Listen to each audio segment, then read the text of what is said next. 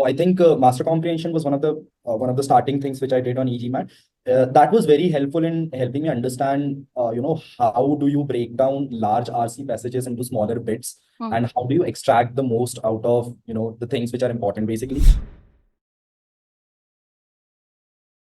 I think one of the best things I found about eGMAT is the data that they provide. So when I was doing self studies, the major thing which was lagging was the data part. Although I was keeping an error log before also, but how it is presented on the dashboard of eGMAT was something which was very helpful, which was very helpful in helping me understand where are the things which are actually going wrong. One of the major things I was helped in the last mile program was that being a mentor with you helps you grasp the platform pretty well and very easily and very quickly, which usually takes a lot of time. And then because you don't have the time to go through the entire program, you help me a lot in terms of understanding what are the key points that I can target. Hello everyone, and welcome to another debrief session with eGMAT. Today we have with us Snehil, who scored a 695 on his recent attempt. So welcome Snehil, and thank you for joining in. Thank you, Abba. I'm happy to be here. So Snehil, when you started your journey in eGMAT, you had already gone with certain kind of prep work from your end. And it was a good about 2-3 months that you were in the GMAT prep zone. But there was, I remember a line from your first email where you said that, you were able to hit that 635, but after that, the score had become to a certain level plateau, right? So why don't you introduce yourself and give us a little background about your GMAT journey and how you got started with it? All right. So my name is Snehil. Just to give you a background of me, my name is Snehil. I graduated in 2018 from IIT Guwahati. Since then, I've been working for 6 years in corporate. I have worked predominantly in the e-commerce domain. So I was working in Misho for almost 4 years. I also have experience to start my own startup. I started my own startup and worked there for a year. GMAT, I started preparing, I think, in the month of September or October, maybe. And for the first 3 months, I was doing, self-studies kind of thing, to going it through the official guides, official pages, and the questions I can find. So through those things, I think majorly I was able to hit the basics of GMAT. I was able to build on the basics. I was able to understand what type of questions are usually asked, and I was able to give mocks to a very good extent. I gave 2 attempts before joining eGMAT at GMAT, and the best score I could get was 635. Now, when one of my seniors, one of my ex-colleagues who is my senior, who's my mentor, he recommended me to eGMAT basically, because he does a lot of counseling for students applying abroad, because he's himself from LBS, so he does a lot of work with the students. So he suggested me that why don't you try eGMAT, and there are certain benefits, and you'll be able to understand where you're going wrong and everything. So and I had very few days left, as you know, like I had to give it my third attempt in the next 20 days. So I had very less time to prepare for the exam. So that's how we came on to the eGMAT. And then I think one of the best things I found about eGMAT is the data that they provide. So when I was doing self studies, the major thing which was lagging was the data part. Although I was keeping an error log before also, but how it is presented on the dashboard of eGMAT was something which was very helpful, which was very helpful in helping me understand where are the things which are actually going wrong, and where are the things, instead of just doing 20 more questions of quant, why don't I just attempt this specific section, or just algebra section where I have lesser accuracy, which is hard when you're not on such a platform on 2 aspects. One, you don't understand where you're going wrong specifically for that areas, and second, you don't find questions specific to those areas, and you can target those areas basically. When you are studying by yourself, you have a pool of questions, and you try 20 questions. Out of that, you may get 2 or 3 algebra questions. So those are the 2 parts, I think, which specifically helped me when I came to eGMAT, and when I started preparing. And in 20 days, a 60-point jump was a pretty good jump, I think, for myself. Yes, extremely good jump for anyone, right? So when you started off, because of the strict timeline that we had, Snehil, you have actually improved from a 635 to 695 to be exact, right? The major 2 sections that have seen a good amount of improvement has been your verbal and DI majorly. Yeah. In quants, you were already at a very good level. That was not something that we were much worried about. Right? But these 20 days were majorly focused in your verbal and DI. So why don't you walk us through your verbal journey, and how did you go about, improving from a V81 to a V85 in the end? Yeah. So I think verbal. So being not a non-native speaker English, I think speaking English becomes quite easy when you're working in corporate for 6 years. But when it comes to specifics to grammar and understanding and comprehension and all, it becomes a little difficult when the difficulty of the questions increases.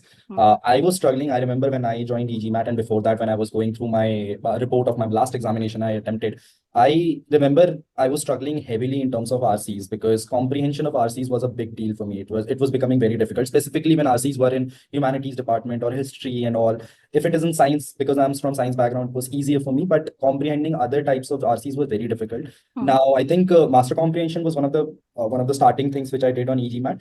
That was very helpful in helping me understand, how do you break down large RC passages into smaller bits, and how do you extract the most out of, the things which are important basically, and leave out the details. Because I remember initially when I was giving the examination, whenever a humanities section comes into play and I read 3, 4 names in one line, I used to go blank, because I was like, what do I do next? So that master comprehension entire course of eGMAT, that helped me understand that, the details, you might want to skip those details and focus on what the author wants to say, so that whenever you attempt a question like that, you can go back easily to the RC of that section if you have mapped the RC in a proper way.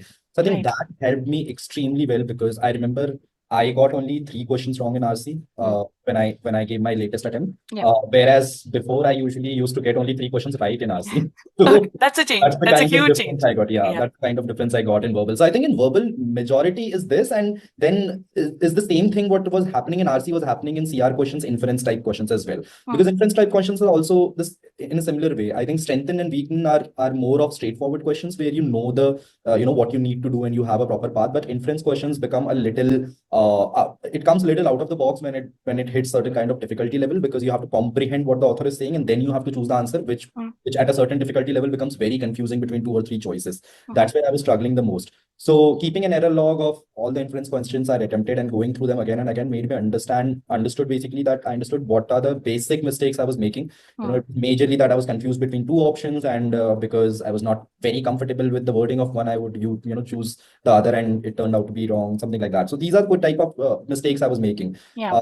After analyzing the data that eGMAT used to provide me on the dashboard and the error log, which I used to keep for myself while practicing, I was able to understand these specific gaps that I had in terms of verbal, and that helped me take that jump of 4 points, 5 points, which I took in verbal. Right, right. Now, you definitely leverage the data. There's no doubt about it, because since we worked together, we were able to pinpoint those areas, right? Talking about the skill sets that you developed, because, you were already at a V81, which is a 76 percentile. So to a certain extent, your concepts are there from your previous prep that you were doing. Okay. Now, what changes that you see in the process? I think one of the major changes I already talked about, that was I was able to, and instead of going into details, I was able to get the gist of the passages and extract the details and map out the passages. But I think when I before joining eGMAT, when I used to take advice from people how to excel in RCs, they used to tell me that you have to go back 3 months back and read for 3 months continuously to build that confidence that you get in reading, because being Indians, we are not very good readers. Like most of us are not very good readers. We tend to skew towards watching videos, or whenever you want to learn anything. So I think that space of 3 months which was suggested to me, I was able to skip that because of this master comprehension wala course. Yeah. Because I was able to learn that you don't have to be a very good reader. You just have to be good at comprehending what you're reading in small bits and pieces, and then map it out so that you can put a story behind it, and then go through that story whenever you're answering questions, and go to that specific passage when you want to extract the details out of it.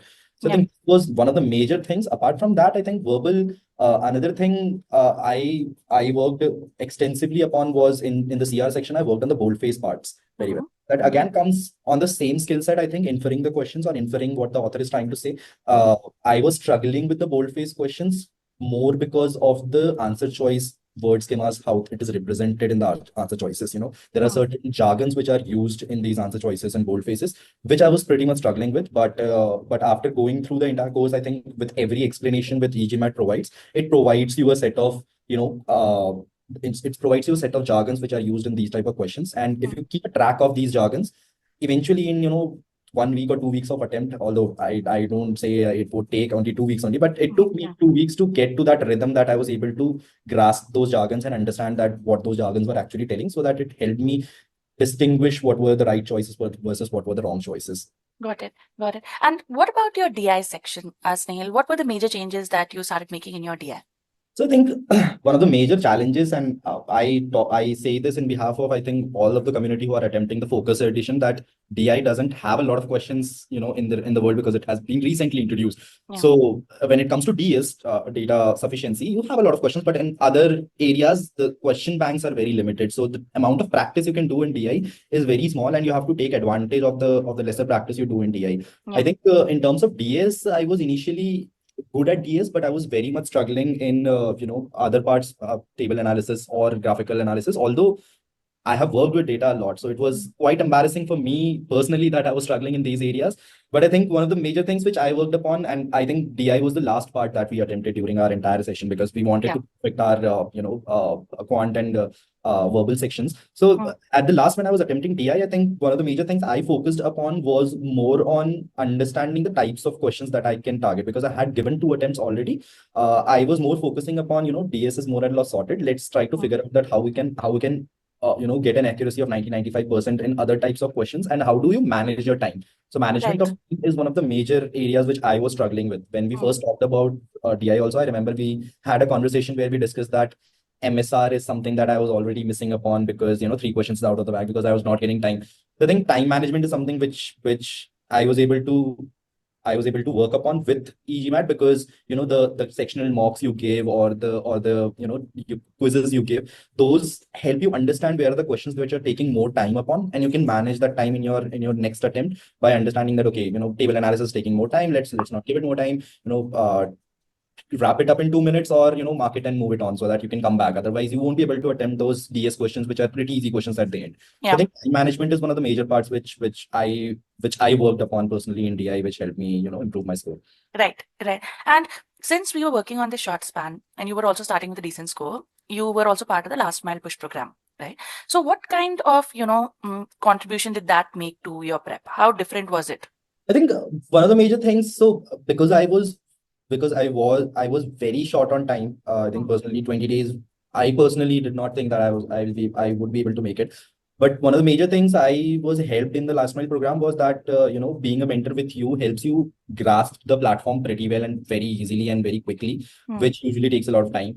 Mm. And then because you are you don't have the time to go through the entire program, you help me a lot in terms of understanding what are the key points that I can target and push my score the fastest possible. Because if I had to, because I remember when we made the first when we made the first draft of our plan, we made a draft for 240 hours, and that Yes. literally blew my mind. Like, I don't have the time. So yeah, we were able to pin those things down, that we can skip those things and we can work on these things. So it's easier when you have a mentor with you to navigate through those things and understand what are the actual aspects that you need to work upon. Because I think because as a student you are just giving the examinations, but as a mentor you have worked with so many students that Mm. those have that experience comes into the play, and that help actually is worth the time spent with the mentor, because that helps you understand that these are the things which doesn't take much time to work upon, but Mm. helps you improve your score the fastest. So I think Right. that was a big help in the last mile program. Yeah. And your quants, because I think we have spoken about the two major sections. We cannot leave quants because that is something that, you're already comfortable, right? But if you would have to give tips, like how do you master quants, or what are the key skills that someone has to, develop or keep in mind to get a good score in quants, what would those be?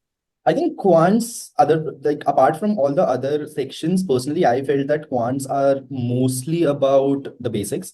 Hmm. If your basics are more or less clear, you won't face much problems in quant. Q84 kind of Q85 kind of score is very easy to score in quant if your basics are very strong. Yeah. So I would suggest every student that although there are tricks in other sections, so you can work on comprehension in verbal, you can work on time management in DI. In quants is more or less about the basics. If your basics are Hmm. clear and you're not making silly mistakes, which I was making in my first two attempts, Yeah. you are very much sorted in quant. So I think, give at least 2.5 months of your time to quants dedicatedly of understanding those basics, because these are the things that you have already studied in your 8, 9, 10th or max 12, Right. probability, statistics. These are things that you've already studied. It's just that how the questions are built out of them, and, how do you attempt them in the shortest time possible. So that's how you have to approach the entire section. So once your basics are ready, then it's just about practice and reducing your error that you're making in this specific section. Right. So you mentioned the silly errors, right? So what kind of errors were you making? I think one of the few things I was struggling extremely on algebra, Hmm. and I think inequalities was something which I was I won't say bad at, but I remember that whenever you're solving inequalities, you have to make certain cases that it is equal to or greater than or less than. Uh, One of the most silly mistakes I was making is forgetting the zero. Like Mm. it can be equal to zero also. That was one of the silliest mistakes I was making continuously, one after the other, one after the other in every examination. Even if I had made error logs 100 times of those kind of mistakes, but I was making them again and again. I Mm. think by luck I didn't make such mistake in my last attempt, but I think yeah, those are the kind of silly mistakes that you usually make. I think because it is the time pressure, you have to attempt the question in 2 minutes or less. So it becomes kind of a pressure because inequalities usually are the types of questions which takes a little bit of time. So Mm. you tend to make such mistakes. So if you're good with your time management, I think you will be able to pass through these mistakes without falling into that pit. Because I Right. think I remember in my latest attempt when I gave, I think I was left with almost 9 or 10 minutes to review all the questions. I Mm. attempted the 21 questions in 30 35 minutes, and I was left with a good 10 minutes to review the questions. So Mm. if you can build that much of speed, then you Mm. have got the time to go back and recheck the questions that you're not sure about, recheck the questions that you have made mistakes in the last attempts, Right. so that you do not make the such silly mistakes again and again. So Right. that's the key thing. If you can build up that much of speed, then it's a good thing that you can go back and correct your mistakes. Right. Now, coming to the bookmarking system, right? Because you mentioned right now that, you can go back, correct it if you want. So was there something that you would keep in mind based on which you would take a decision that I'm going to bookmark this, I've spent enough time. When would you take the call? So I think there are two things. One, I think it depends on section to section also. Yeah. The sections you are superbly confident upon. So I think Quant was my confident part, basically, where I was confident upon. I think my strategy was that within 2 minutes, if I'm able to attempt the question and get to an answer, Mm-hmm. I will mark the answer. Otherwise, I'll just mark a random answer, mark it, and move forward because I know that all of those questions won't be this difficult and I'll get the time to come back. Right. Or else, if in the first attempt, even if it's less than 2 minutes, if it's the first attempt, I'm not able to get to the right answer, then I won't give it to the second attempt. Because usually in the second attempt, because you have the solution in front of you, you tend to find errors in it instead of solving it again, which is not the right way. So I think if in the first attempt you're not able to get to the right answer or any of the five choices which are there, then I usually used to mark that question, move forward, come back with a fresh mind and attempt the question, and more or less, it was easy to solve for the second time. So these are Got the it. basic things which I used to follow, that the timer and the first attempt part. If I'm able to get the answer in the first attempt, it's good. If I'm able to get the answer in the first 2 minutes, it's good. Yeah. Okay. And what about verbal and DI? So I think DI is more about the types of questions. In types of questions, you have to know what are your strengths and weaknesses. So for me personally, MSR was a big weakness. So for me, it was a very straightforward strategy that I won't attempt MSR until unless I'm done with all the questions. So usually, if you're unlucky, then you'll get 6 questions. But usually, you get only 3 questions in MSR. Yeah. So you mark those 3 questions and you move on. You do the entire examination, and when you have left the last 5 or 6 minutes of your exam, you come back to MSR and attempt that. Because MSRs usually take a lot of time if they are, if they're wordy MSRs, or you have to read through a lot of passages. So that was a simple strategy which I followed. In that, I think verbal is the most trickiest in terms of bookmarking, because when you're attempting DI or quant, if you've got the right answer or wrong answer. In verbal, you do not know. You are always confused. So one of the strategies which I used is that if I'm superbly confused with two answer choices, which usually is the case, you are most like 99% of the question, you'll be able to strike off, three or at least two or three choices very easily. You'll be confused with the last two. If you're superbly confused with the last two, mark the question and move forward and come back to that question and read the question again. If you're not, then, I think more or less in verbal, a second opinion always hurts, because it has always hurted me that whenever I have a doubt and I give us and I come back to the question, it hurts. So if I'm very much confused between two answers, only then I'll mark the question. Otherwise, I have not used marking format in verbal a lot.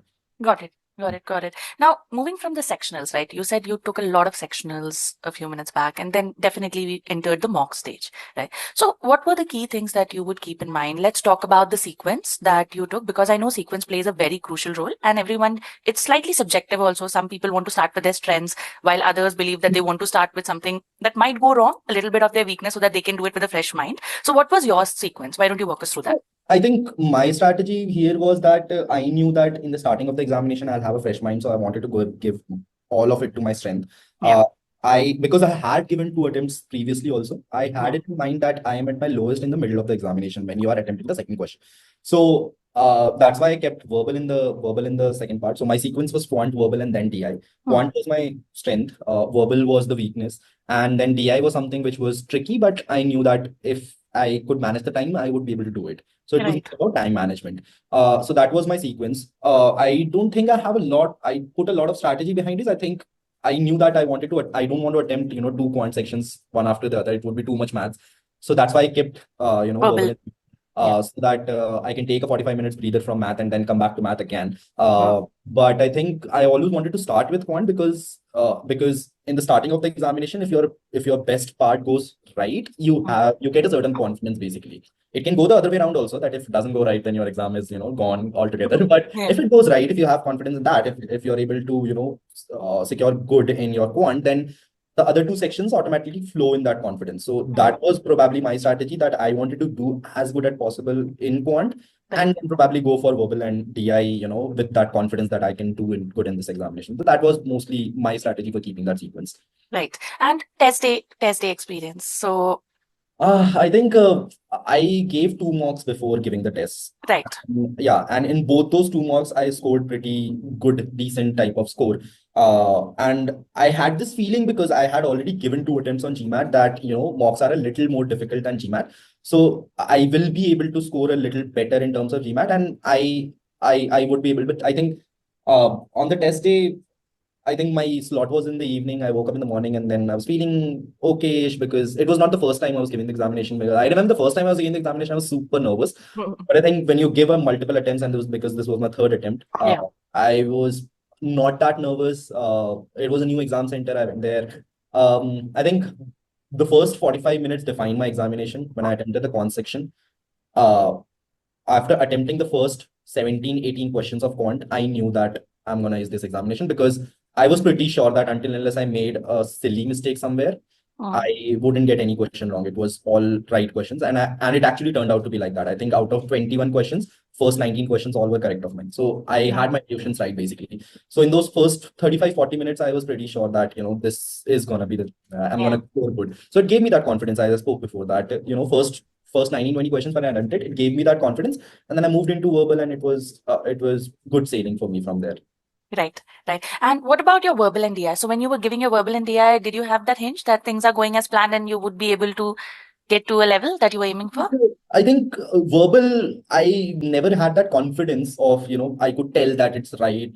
I'm going in the right direction or not, especially in the difficult parts of the questions, because, Yeah. after you jump from, 635 to, 655 kind of score ke upar wale jo questions hote hain, it's very hard in those questions to tell, specifically for me, to tell whether I'm going in the right direction or not. But I think after giving the entire verbal section, when I moved to the DI section, again, I got almost, I think, 5 or 6 questions in the first 5 or 6 questions. I got all DS questions. And DS was my strength. So Yeah. after attempting those 6 questions, I was very much confident. But still, I didn't expect it a 695. I had my eyes closed in the last 10 seconds when it was counting 1098. I had my eyes closed because I was not expecting a 695. I thought that I might be able to improve it, 20, 30 points, maybe. Right. But a 695 when I saw, I was like, super. Super excited. Nice. I didn't expect that. You were like, okay, now it's done. Wrap up. Wrap up, yeah. I am not giving GMAT anymore. Yes, yes. So still, when you look back at your journey, because it's been a couple of months that you started putting in, effort into this entire GMAT prep, what would be the takeaways that you would like to share with the other GMAT aspirants? Some do's and don'ts that you have learned along the way. I think do's and don'ts. I'm not sure if I'm the right person to say that, but I think one of the key things which I would say is error logs is very important things. In the starting 1 month of my prep, I did not put a lot of focus on error logs. I thought it's just, okay, let's see, I'm just practicing, I'll get it through that. But I think eventually with time, I learned that they're very important because just before giving mocks, if you go through those error logs, it gives you a lot of knowledge about where things are going wrong and what not to do in the examination or what Right. to do in the mocks. So I think one of the major don'ts is don't take error logs very lightly. Very important things, very minute thing. I also thought that it's not that important, but it turned out to be very important. So error logs is something that I would want everyone to focus upon. I think the other part would be one of the biggest learnings I have got through the entire experience is that, it takes a little bit of time. you cannot do it in 1 month or 1.5 months, because even if you are super smart or super intelligent, GMAT is a very tricky examination. It takes a little bit of time. I'm telling it from personal experience because I gave my first attempt in I think 40 days of my preparation, Right. because I thought I was ready for it, because I was pretty much confident in quant and I was doing good in verbal, and I was like, DI is okay, so I'll give it. Let's see. So although I scored okay, I won't say it was a very bad score. I scored a 615, I guess. Hmm. But to reach that 90 percentile level, it takes a Right. bit of time. It takes a little bit of patience, persistent and practice. So I think those are the two things I can say from my experience. Yeah. Yeah, and I think you've shared the most valuable tips here, because error log, I think that's a very common thing that people miss out on. But once you start maintaining it, the value that it adds to the prep is completely different level. And along with that, like you said, reaching to a certain level is fine, but after that, pushing it takes a bit more effort than, you have to get to it, right? So on that note, Snehil, I would like to thank you for taking out this time today with us, right? And wish you all the best from the entire eGMAT team. And we would definitely look forward to now an admit email from your end. I think that is something that we would all keep our fingers crossed for. Yeah. Thank you. Thanks, Thank you Snehil. very much, Abha. Thank you.